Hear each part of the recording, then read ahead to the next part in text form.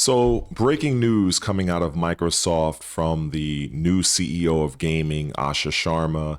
So, there is a price reduction of Game Pass, more specifically the PC version of Game Pass as well as the Ultimate. So, as I share my screen, you can see this is her official post here on Twitter. Her saying that Game Pass Ultimate has become too expensive for too many players. Starting today, we're dropping the price from $29.99 to $22.99. Future Call of Duty titles will no longer join Game Pass Ultimate on day one. They will join this tier the following holiday after launch, about a year later. Current Call of Duty titles will remain available to Ultimate subscribers. We'll keep learning and evolving Game Pass to better match what matters to players.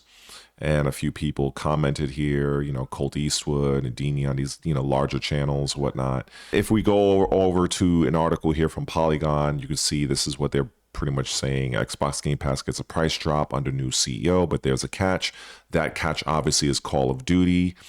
According to Microsoft, everything that's currently included in either subscription will remain available after the price change. However, future Call of Duty games, including this year's unannounced Call of Duty entry, will no longer be day one release on Game Pass.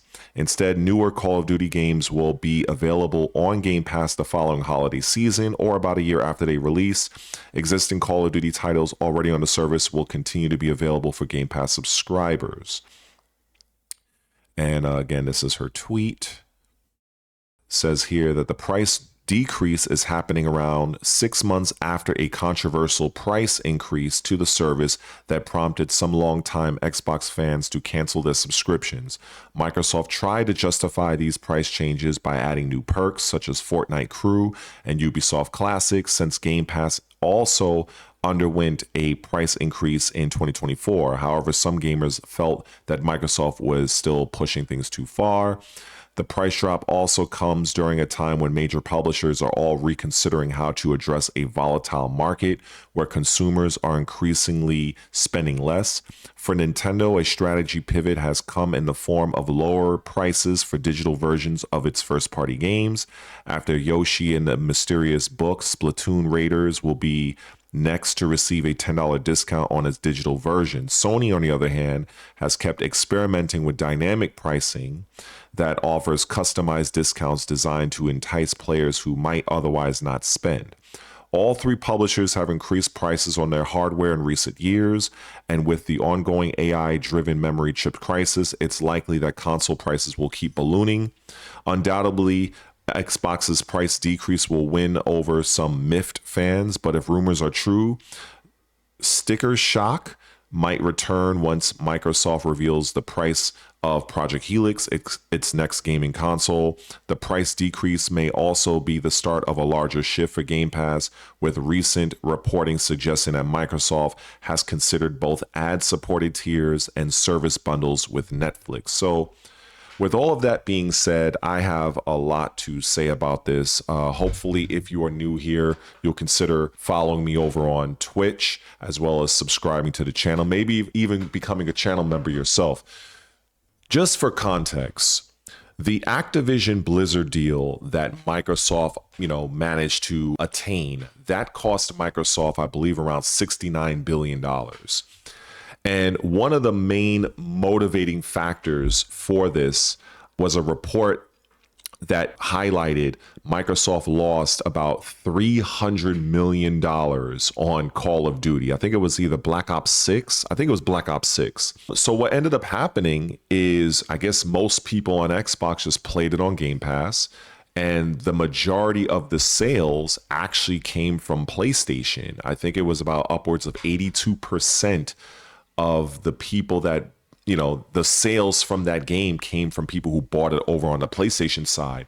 But for me personally, I was never really an avid Call of Duty fan, but I understand that it is a huge IP. It's not something that doesn't surprise me, because I have read reports that this was something that was rumored, as well as the rumor of a potential Netflix bundle. So I think, it's kind of like those situations where if there's smoke, there's fire. And, Me personally, as I was saying, I'm not the one that really plays Call of Duty. I'm not an avid player. I have played it. I enjoyed my time playing it. Me buying Game Pass Ultimate was not necessarily for Call of Duty. In fact, in recent months, I've actually downgraded to the premium subscription, which is, I think, about $14.99, because many of the games I want to play is also on the premium. So if I'm able to play the games I want on premium, there's not really much incentive for me to play on Ultimate. Even though it does have its share of extra benefits, in terms of if you're wanting to stream at 1440p, or you want to have a more stable and faster cloud connectivity. So there are certain benefits there. For me, I love Ninja Gaiden 4, that and Doom the Dark Ages. Those two games are still on the Ultimate tier. But I think this is very good because it shows that Asha Sharma is willing to make some significant changes, and this is one of them.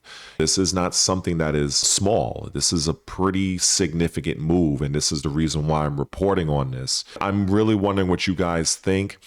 For me personally, I still maintain the thought that Game Pass is the best deal in, I would say, at least console gaming. I don't want to go and say PC. But as far as console gaming, it is the best deal as far as I'm concerned. I am a strong advocate for Game Pass just for the cost versus value proposition. It's very strong. I definitely look forward to more changes in the future. I just want to be clear on this, and I did make a video about it before, and I will add it to this particular video here, is that the leading reason why Microsoft decided to buy Activision Blizzard in the first place had nothing to do with Call of Duty. It had everything to do with King Studios, which is the company that develops Candy Crush.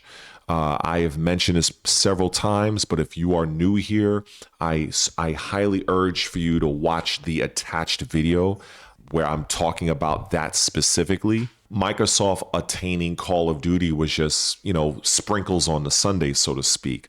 However, they're not up for losing money if they can make it so that they don't. So I think that this was something that was just a very obvious change, at least from my point of view, since I'm very deep into the business side of gaming. When you lose $300 million on an IP that you acquired through an acquisition that cost you $69 billion, that's going to raise some alarm bells. It's still going to be a part of the service. For those people who are currently playing Black Ops 6, Black Ops 7, nothing's going to really change for them. But for the future Call of Duty games, you're going to have to wait about a year after. And that actually, honestly, that does make sense. And it's something that they're currently doing, because waiting for a particular game from the Game Pass Ultimate tier to come down to the lower tiers is roughly about a year, so, and that's the reason why I'm seeing a lot more titles being entered into the Game Pass premium tier, because many of them, if not all, have already existed in the Ultimate tier for close to, or if not a full year. As to the price of the upcoming 10th generation Xbox, look, I'm under no illusion that this console is not going to be cheap. It is going to be premium price. But unlike Nintendo, since Nintendo puts premium pricing on trash hardware, or just more specifically, hardware that is very much lacking in terms of capability and specifications, yet they attach a premium price to it. At least when you are going to spend that top dollar for that Xbox Helix, or whatever they end up calling it, it's going to be a legitimate premium product through and through.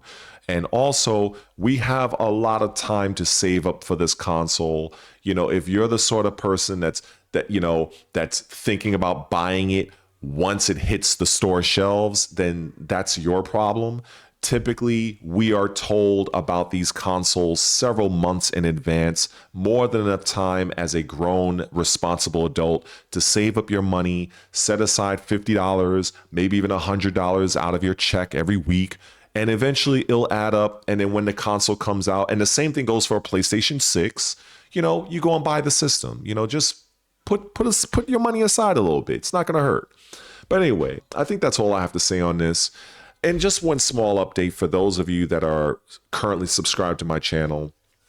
A sad thing happened to me. So for those that are aware, I did have a stream, and some of you probably seen it, where there was a loud pop in the background of my stream. It caused me to pretty much private the stream. Basically, my Xbox pretty much failed on me.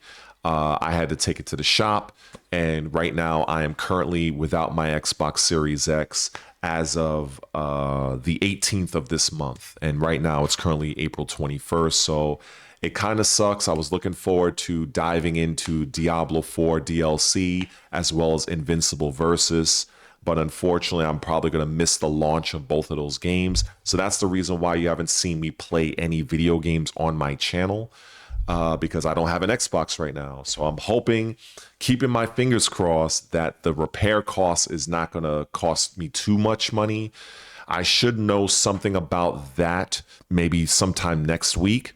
But it kind of sucks being without my Xbox Series X, I'll be honest. But hopefully this news, regarding the Game Pass reduction in price found you well. If you're not currently subscribed, as I said at the beginning of the video, I'll say it again, please consider doing so. Subscribe to the channel, help out a small channel like myself. Follow me over on Twitch. And with that being said, I'm out. Take care, peace, and salute.